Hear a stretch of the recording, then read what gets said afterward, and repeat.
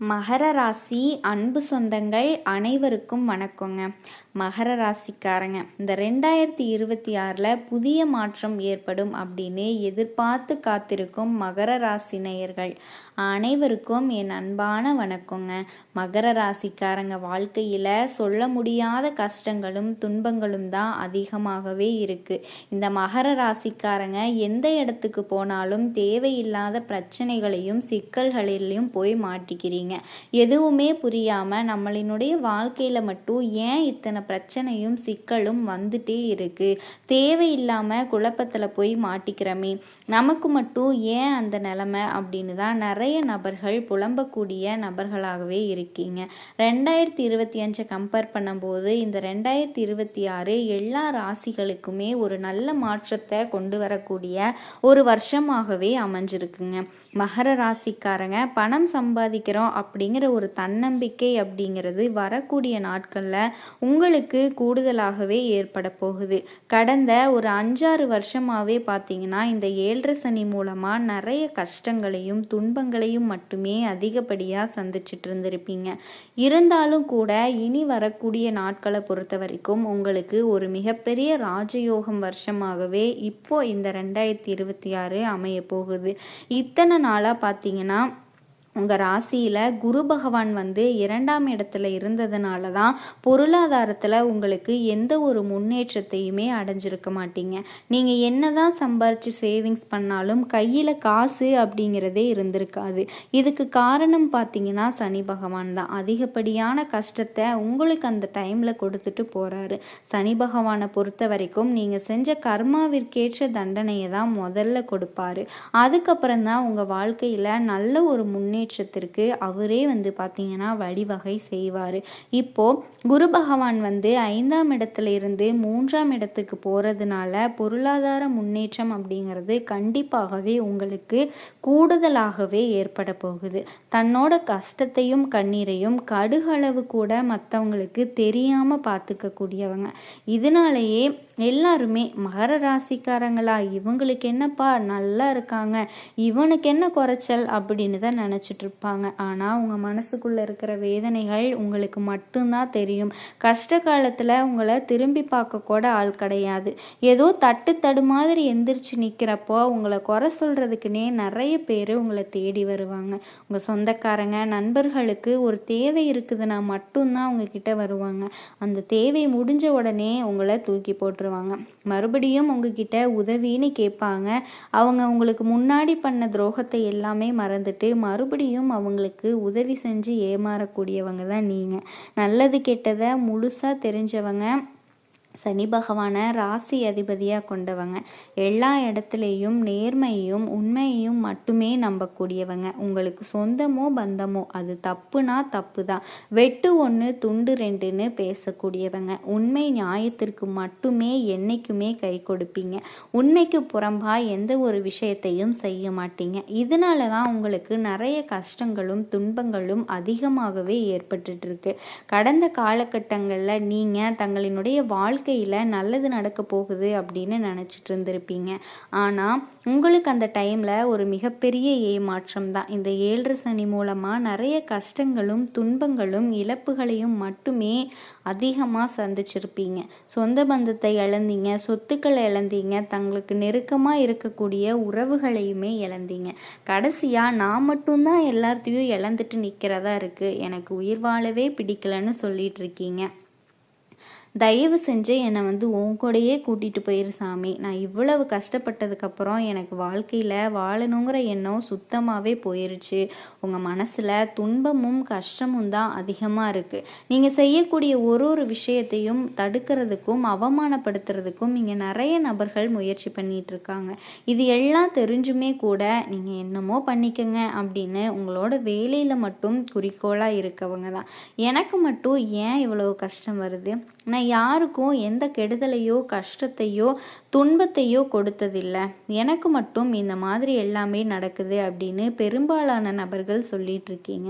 உங்களுக்கு பிரச்சனைகள் அப்படிங்கிறது வரும் போகும். இந்த மாதிரி உங்களினுடைய சூழ்நிலையை நோக்கி பிரச்சனையும் கஷ்டமும் வந்துக்கிட்டு தான் இருக்குது. ஆனால் இனி வரக்கூடிய நாட்களில் உங்களுக்கு இன்பத்தையும் மகிழ்ச்சியையும் மட்டுமே தரக்கூடிய ஒரு காலகட்டமாகவே அமைஞ்சிருக்கு. இது நாள் வரைக்கும் நடந்த கெட்ட விஷயத்தை எல்லாமே தூக்கி போட்டுருங்க. இனி வரக்கூடிய நாட்கள்ல இருந்து உங்களுக்கு எப்படிப்பட்ட நன்மைகள் நடக்க போகுது அப்படிங்கிறத பற்றி தான் நம்ம இந்த பதிவில் தெளிவாக பார்க்க போகிறோம். கிட்டத்தட்ட 2026 முதல் 4 மாதங்கள் முழுவதுமாகவே முடிய போகுது. மீதி ஒரு 10 நாட்கள் மட்டும்தான் இப்போ பேலன்ஸ் இருக்குது. நம்மளுக்கு ஏதாவது நல்ல மாற்றம் வராதா அப்படின்னு நினச்ச உங்களுக்கு உங்களுக்கு 5 வருட கிரகங்களினுடைய சேர்க்கையானது ஒன்றா இருக்க போகுது. இந்த 5 வருட கிரகங்களினுடைய சேர்க்கை அப்படின்னு பார்த்தீங்கன்னா அதில் சனி பகவானும் இருக்கிறதுனால இனி வரக்கூடிய 6 மாதங்களை பொறுத்த வரைக்கும் கிட்டத்தட்ட உங்களுக்கு ஒரு ராஜயோகத்திற்குண்டான காலகட்டமாகவே பார்க்கப்படுது. ஏன்னா இத்தனை நாளாக சனி பகவான் உங்களுக்கு நெகட்டிவா, அதாவது மைனஸா மட்டுமே செயல்பட்டு கொண்டிருந்த சனி பகவான் ஒரு 6-7 மாதத்திற்கு முழுவதுமாகவே உங்களுக்கு ப்ளஸ்ஸாக செயல்பட ஆரம்பிக்கிறாரு. அப்படி ஆரம்பிக்கிறதுனால என்னாகும்னு பார்த்தீங்கன்னா இத்தனை நாளாக சனி பகவான் மூலமாக உங்கள் வாழ்க்கையில் எதையெல்லாம் இழந்துட்டு கஷ்டப்பட்டுட்டு இருக்கீங்களோ அது அத்தனையுமே திரும்ப பெறக்கூடிய ஒரு காலகட்டமாகவே பார்க்கப்படுது. அதை தொடர்ந்து உங்களுக்கு குரு பயிற்சியானது ஜூனில் ஸ்டார்ட் ஆகுது. இந்த 2026 முதல் பாதையை விட்டுருங்க. அடுத்து வரக்கூடிய நாட்கள் அப்படிங்கிறது மிகப்பெரிய ஒரு முன்னேற்றத்தையும் ராஜயோகத்தையும் தரக்கூடிய காலகட்டமாக குரு பகவானினுடைய காலகட்டம் அப்படிங்கிறது உங்களுக்கு பார்க்கப்படுது. அதை தொடர்ந்து பார்த்தீங்கன்னா சுக்கிர பயிற்சியை பொறுத்த வரைக்கும் 12 ராசிகளுக்குமே பொது பலன்களாகவே பார்க்கப்பட்டாலும் இதன் மூலம் உங்களுக்கு கூடுதல் முன்னேற்றம் அப்படிங்கிறது வரக்கூடிய நாட்களில் கண்டிப்பாக ஏற்பட போகுது. ஒரு உச்சத்திற்கு போகக்கூடிய வாய்ப்புகளும் உங்களுக்கு சொல்லலாம். அந்த அளவுக்கு ஒரு நல்ல முன்னேற்றம் அப்படிங்கிறது உங்களுக்கு இப்போ ஏற்பட போகுது. நல்ல ஒரு தொடக்கம் அப்படின்னு ஆரம்பிக்க போகுது. இதை நீங்கள் கண்கூடாவே வரக்கூடிய நாட்களில் பார்க்கலாம். அந்த மாற்றங்கள் அப்படிங்கிறது உங்களுக்கு நிச்சயமாகவே தெரியறதுக்கான வாய்ப்புகளும் இருக்கும். அதே மாதிரி எந்த ஒரு விஷயத்தை நீங்கள் தொட்டாலுமே அது துலங்கும். அந்த விஷயத்தை நீங்கள் ரியலாகவே பார்க்கக்கூடிய வாய்ப்புகளும் இருக்குதுங்க. கடந்த காலகட்டங்களில் நல்ல ஒரு வேலை அப்படிங்கிறது கிடச்சிருக்காது. ஏதோ கிடைக்கிற சம்பளத்திற்கு பிடிக்காத வேலைக்கு போயிட்டு இருந்திருப்பீங்க. இனி அந்த விஷயங்கள் எல்லாமே முடிய போகுது. எந்த ஒரு இடத்துலையும் திருமண தடையாக இருந்தாலும் சரி, இல்லை கல்வியில் தடையாக இருந்தாலும் சரி, இனி அந்த தடைகள் எல்லாமே நீங்கி உங்களுக்கு அந்த ராகு கேது ஜாதகம், செவ்வாய் ஜாதகம் இந்த மாதிரியெல்லாம் யாராவது இருந்தீங்கன்னா அதில் இருக்கிற தடைகள் எல்லாமே நீங்கி ஒரு நல்ல காலகட்டமாக அமைய போகுது. வாழ்க்கை துணையை இழந்த மகர ராசிக்காரர்களுக்கு மறுமணம் செய்யக்கூடிய காலகட்டங்களும் அமைஞ்சிருக்குங்க. எந்த ஒரு இடத்துலையும் குழப்பமே இல்லாமல் தெளிவாக யோசித்து ஒரு முடிவெடுத்தீங்க அப்படின்னா மகர ராசிக்காரங்க ரொம்பவே சிறப்பான வாழ்க்கையை வாழக்கூடிய காலகட்டம். மகர ராசி அன்பு சொந்தங்கள் அனைவருக்கும் வணக்கங்க. மகர ராசிக்காரர்களுக்கு இந்த 2026 குரு பெயர்ச்சி எப்படி இருக்குது அப்படின்னு தெரிஞ்சுக்கலாமா? மகர ராசிக்காரங்க எப்போவுமே தைரியத்தோடையும் தன்னம்பிக்கையோடையும் இருக்க போகிறவங்க. உங்களுக்கு குரு பகவானினுடைய பயிற்சி என்னைக்கு எப்படி இருக்குது?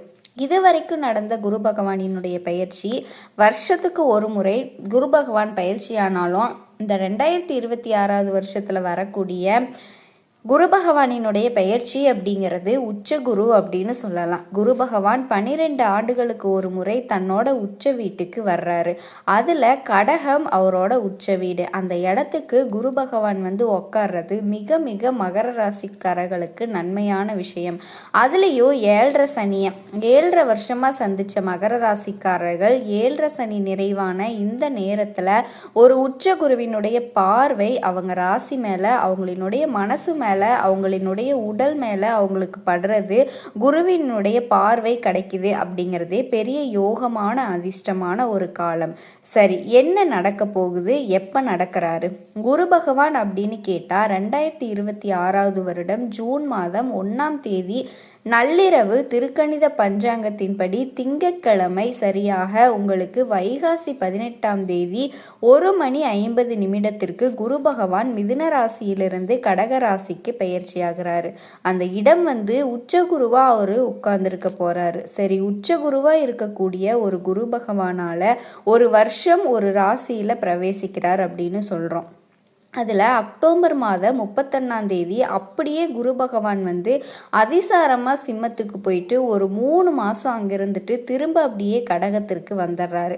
அப்போது ஒரு வருட குரு பயிற்சியில் குறைந்தபட்சம் முதல்ல ஒரு 3 மாதம், அதுக்கப்புறமா ஒரு 6 மாதம், ஒரு 9 மாதங்களாவது உச்சகுருவினுடைய நன்மையை மகர ராசிக்காரங்க அனுபவிக்க போகிறாங்க.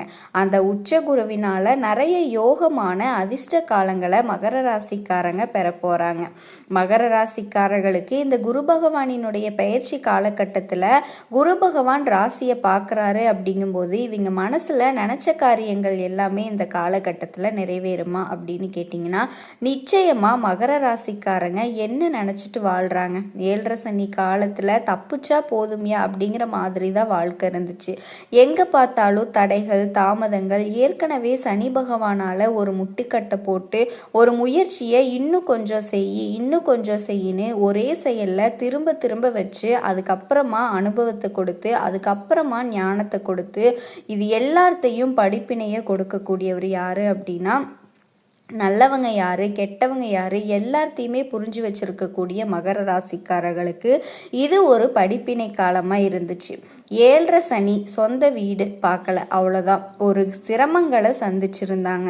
அப்போது ஒரு உந்து சக்தி வேணும் இல்லையா? சோம்பேறித்தனமான மனநிலைன்னு சொல்ல முடியாது, அழுத்து போன மனநிலை அப்படின்னு சொல்லலாம்.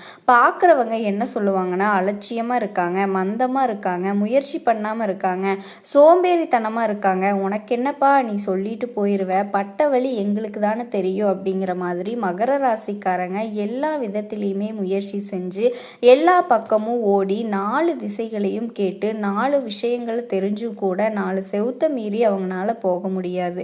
சொத்துக்கு சொத்து போடுற மாதிரி இருந்தாலும் வாழ்க்கை அப்படின்னு சொல்லுவாங்க. 7.5 சனி காலங்கள் அப்போ இருந்த நேரத்தில் ஒரு சக்தி வேணும், ஒரு மனசோர்வான ஒரு காலகட்டங்களில் ஒரு எனர்ஜி வேணும், ஒரு காற்றோட்டம் வேணும், ஒரு மன இறுக்கம் என்பது இருக்கணும் அப்படின்னு சொல்றதுக்கு ஆளா இல்லைனாலும் பரவாயில்ல, தெய்வமாவது நிற்கணும். அந்த தெய்வம் தான் இந்த உச்சகுரு அப்படின்னு சொல்லுவோம். ஏன்னா குரு பகவான் ஆன்மீக எண்ணங்கள் ஒருத்தருக்கு இருப்பதற்கு, தெய்வ வழிபாடு ஒருத்தர் பண்றதற்கும், இரக்க சுபாவத்தோட ஒருத்தர் இருக்கிறதுக்கும், ஈகை குணத்தோடு இருக்கிறதுக்கும், தான தர்மங்கள் செய்யறதுக்கும், செய்த தான தர்மங்களின் புண்ணியத்தின் பலனாக இவங்களுக்கு கிடைக்கக்கூடிய பூர்வ ஜென்ம தொடர்புனால கிடைக்கக்கூடிய நன்மைகளை கொண்டு ஒருத்தட்ட அப்படியே தாரவாத்து கொடுத்து அவங்களுக்கு நிறைய யோகங்களை கொடுத்து அவங்களுக்கு சில அறிமுகங்களை கொடுத்து இறைவன் மனித ரூபாயான அப்படின்னு சொல்ற மாதிரி நல்ல மனிதர்களை, நல்லவர்களை இவருக்காக இதை செய்ய அப்படின்னு உந்து சக்தியை குரு கொடுப்பாரு. மகர ராசிக்காரர்களுக்கு இது ஒரு விழிப்பான காலம்னு சொல்லலாம்.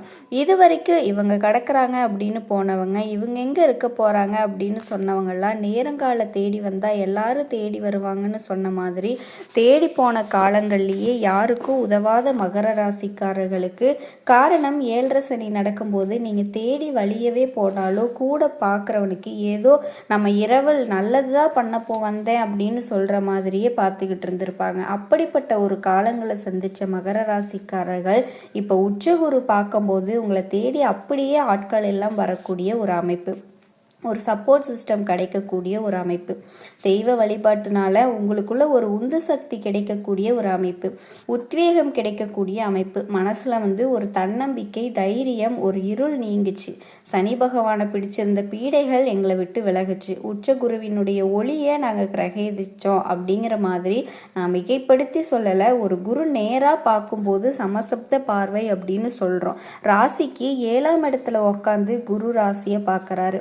இந்த இடத்துல ஒரு அற்புதமான யோகம் ஒன்று மகர ராசிக்காரர்களுக்கு, அதுதான் முன்னவே சொன்னேன் இல்லையா, பொன்னான காலம் அப்படின்னு சொன்னால் அந்த பொன்னானவன் மன்னவன் என்று சொல்லக்கூடிய குருவினுடைய அருளால் அந்த குரு கொடுக்கக்கூடிய கஜகேசரி யோகம் அப்படின்னு சொல்லக்கூடிய ஒரு யோகம் அப்படிங்கிறது மகர ராசிக்காரர்களுக்கு கிடைப்பதே ஒன்று தாங்க. பொண்ணு மட்டும் இல்லைங்க, பெண்களுக்கும் நல்ல அமைப்பு இருக்குன்னு சொல்லலாம். அந்த கண்ணாக பார்த்த குடும்பத்திற்கு ஒரு நல்ல அமைப்புன்னு சொல்லலாம். ஏற்கனவே தடைபட்டிருந்த காரியங்களை எல்லாம் திரும்ப செய்யறதுக்கு ஒரு விஷயம் நீங்கிச்சுங்க. நகை போட முடியலை, கல்யாணம் தடைப்பட்டுருச்சு, நகையெல்லாம் அடமானத்தில் இருக்குது, இப்படிங்கிற சூழல்கள் எல்லாமே இருக்கிறது எல்லாமே விற்றுட்டோம் அப்படின்னு சொல்கிற மாதிரி இந்த விலைக்கு நாங்கள் வாங்க முடியுமா இப்போ இருக்கிற சூழ்நிலைக்கு நினச்சேங்க. ஆனால் எல்லாமே எங்களுக்கு கொஞ்சம் சாதகமாக அனுகூலமாக வந்துச்சு. என்னைக்கோ செஞ்ச உதவி, என்னைக்கோ போட்டிருந்த ஒரு படம், என்னைக்கோ தடைப்பட்ட ஒரு சுபகாரியத்தை மீண்டும் செஞ்சு வரவை பார்த்தோம். என்னைக்கோ ஒரு விதத்தில் சில வழக்குகள் இருந்துச்சு, அது நீங்கிச்சு. ஒரு பணம் வந்துச்சு, பார்ட்னர்ஷிப்பில் ஒரு பிரச்சனை இருந்துச்சு, அது நீங்கிச்சு. பணவரவு வந்துச்சு. அப்படிங்கிற மாதிரி ஏதோ ஒரு திசையிலிருந்து அந்த குருவோட அருள் அப்படிங்கிறது மகர ராசிக்காரர்களுக்கு சுய ஜாதகத்தில் அவங்க பிறந்த 3 நட்சத்திர அமைப்புகளில் வயதிற்கு தகுந்த மாதிரி நடக்கக்கூடிய தசா பலன்களுக்கு தகுந்த மாதிரி நல்ல அமைப்புகளும் இருந்துச்சு. அப்படின்னா உச்சகுருவினுடைய பார்வையால் நான் சொல்லக்கூடிய அந்த கஜகேசரி யோகம் 1000 யானைகளுக்கு மத்தியில் ஒரு சிங்கம் போல செயல்படக்கூடிய அந்த யோகம், அந்த யோகம் இருக்கக்கூடிய ஜாதகத்தில் எல்லாமே எவ்வளவு தோஷங்கள் இருந்தாலோ அத்தனை தோஷங்களும் கதிரவனை கண்ட பாணி போல் விலகும்னு சொல்லுவாங்க. ஆக மகர ராசிக்காரர்களுக்கு ஏற்படக்கூடிய 1008 கோடி மடங்கு பிரச்சனைகள் கூட உச்சகுருவினுடைய பார்வையால கதிரவனை கண்ட பணிவேல் போல விலகணும் அப்படின்னு நம்மளும் மனப்பூர்ணமா வேண்டிக்கலாம். குரு அதை மகர ராசிக்காரர்களுக்கு நிச்சயமா செய்வார். மகரத்திற்கு 7ஆம் இடம் சமசப்தம். குருவினுடைய பார்வை அப்படிங்கிறது மிக மிக நல்ல பார்வை. பொதுவாக குரு பார்க்க கோடி நன்மை அப்படின்னு சொல்லுவாங்க. ஆனால் குரு இருக்கிற இடத்துல பிரச்சனை இருக்கும் அப்படின்னு சொல்லுவாங்க. அப்படி ஏதாவது பிரச்சனைகள் இந்த காலகட்டத்தில் மகர ராசிக்காரர்களுக்கு இருக்குமா?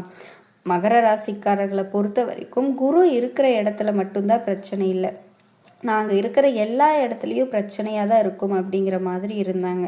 அந்த பிரச்சனையை இப்போ நிவர்த்தி பண்ணுறதுக்கு குரு வராரு. காரணம் என்ன அப்படின்னு எடுத்துக்கிட்டிங்கன்னா, குரு யார்? மகரத்திற்கு விரய முயற்சி ஸ்தானாதிபதியாக வர்றாரு. விரய முயற்சி ஸ்தானாதிபதியாக சந்திரன் வீட்டில் போய் கடகத்தில் உச்சமடைந்து அந்த வீடு கொடுத்த சந்திரனை உச்ச குரு பார்க்குறாரு. அப்போது மகர ராசிக்காரர்களுக்கு அந்த சந்திரனுடைய பார்வை குருவுக்கு இருக்குது. அதனால கண்டிப்பாக நல்லது நடக்கும்.